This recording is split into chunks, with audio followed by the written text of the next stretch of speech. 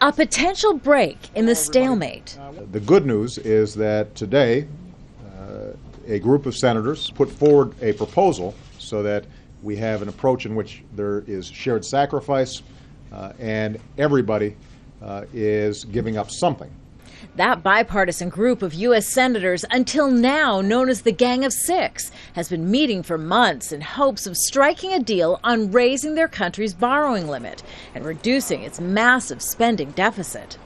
This latest plan proposes cuts to military and social spending to close that deficit by more than $4 trillion over the next decade. It would also bring in some new revenues by cutting loopholes in the U.S. tax code.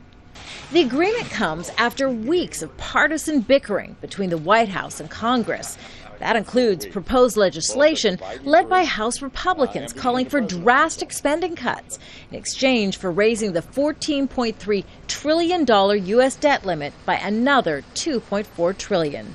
But the bill, known as Cap, Cut, and Balance, requiring a constitutional amendment for mandatory balanced budgets in the future, has no chance of becoming law. Democratic opposition means it would not clear the Senate. And even if it did, the president says he'd veto it.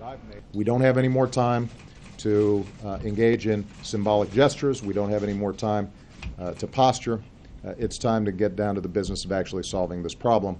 But Obama also acknowledged there are tough decisions ahead. And if Congress doesn't endorse the latest potential breakthrough, the White House is pushing a Senate backup plan that would raise the debt ceiling but do little else. We know that we need to get some place by August 2nd. We know default is not an option. Which is why, with less than 2 weeks to go until that deadline, congressional leaders seem ready to finally set aside their differences and find a solution to the U.S. debt crisis. Kimberley Halkett, Al Jazeera, Washington.